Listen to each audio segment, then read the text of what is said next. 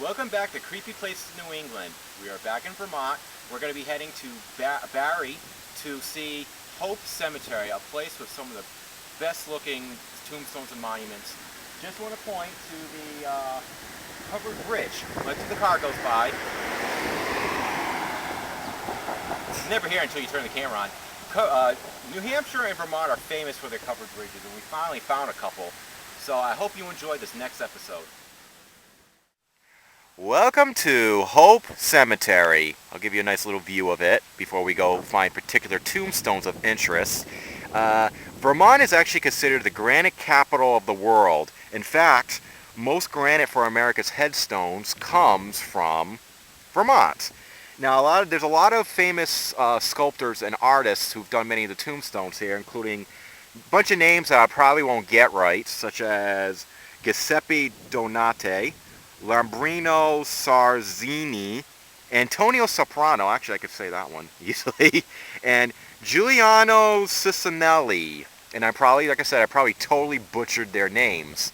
And obviously, and because the granite is cheap, a lot of people have granite tombstones, and you can tell that in this particular place, they're much more elaborate than, say, some of the ones you see in Rhode Island, Connecticut, Massachusetts, New York, or pretty much the rest of the world. Well, hello, Jesus. How are you? You're a good Jesus. Good Jesus. Well, here's a cool one. It's a soccer ball or a volleyball. And remember, there is no room for second place. There's only one place, and that's first place. I'm assuming the person was a sports fanatic. And then, so you got a soccer ball right next to Jesus. So Jesus likes soccer. Now, in the middle of all these tombstones, we got a cube. It's very similar to the one we seen in Putnam on Grove Street, but love salesman. I don't know if it means I guess the person was a salesperson who died here.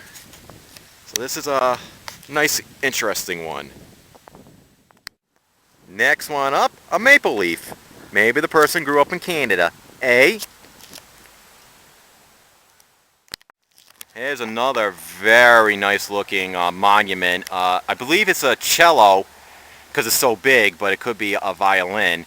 Like I said, we're here not necessarily because this place is haunted. We're here because they have some really cool tombstones and monuments.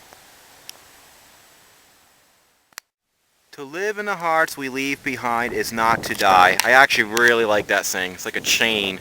I believe it's their children on here connecting to the husband and wife, and husband and wife. Maybe it's a big family.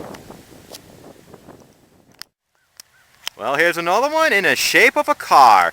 For when I remembered right, the person was like a race car fanatic. So it's actually very appropriate. Quite big. Put my hand on the wheel. You can kind of get the sense of how big it is. And very, very well detailed.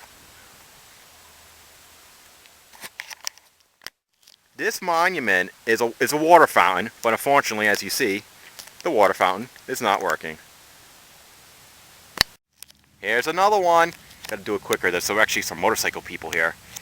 To help with the scale, here's my hand. Hi. Alright, now we found two pyramids. I'm assuming these people were either incredibly religious, fundamentalist style, or maybe like Baptist ministers. A lot of them have like Bible verses. And this one is actually, if any of you evangelicals, it's kind of like giving you like the plan for salvation, Book of Revelations. And here, has the same thing with his wife, Jane. But on Daniel Morel Ruman, I think I'm saying that right. And forget him, you have lost nothing, Daniel. But if you met Jesus and forgot him, you have lost everything. In other words, if you don't accept Jesus, you're going straight to hell for all eternity in one of the circles of hell, and you die. Well, here's another cool one. We had cars, we have Jesus, we have cubes, and now we got a biplane. And to give you a scale of how big it is, here's my hand, putting it on it. And I was like, oh my god, it's a little person. It's a little pilot. Little pilot. Give you more detailed of it.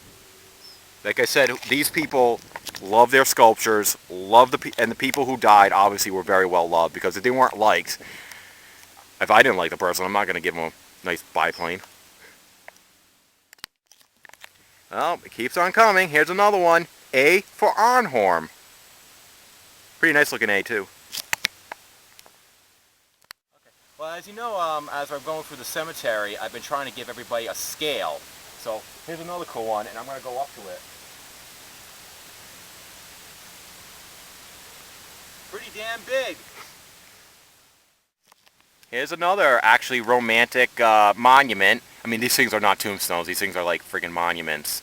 Husband and wife together in a bed, separate beds.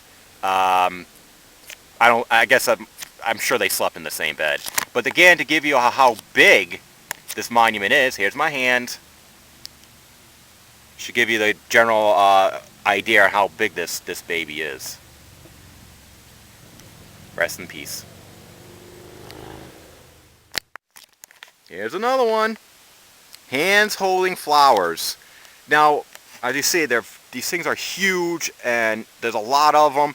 One of the things we were told by someone from Vermont, that if you worked in the granite quarry, you are almost guaranteed a free tombstone or monument, grave marker, and everything. So maybe that's why there's so many of them and so big. Now, along this area are various forms of mausoleums. You got one there. You got a bunch down there. Over here. Over here. And I like these. These are very. They're plain, but they have personality.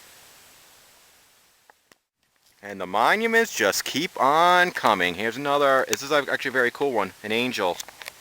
Close up, zooming. And like I said, very realistic looking. You almost get the sense that they're going to come alive.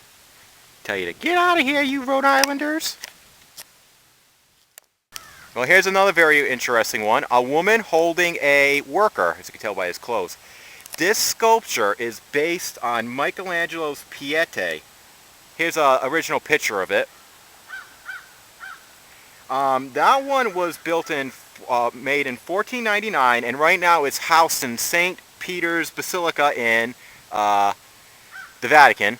And but the original was, obviously it was Jesus and Mary holding Jesus. And this one, I'm assuming it's a wife holding her dying worker husband.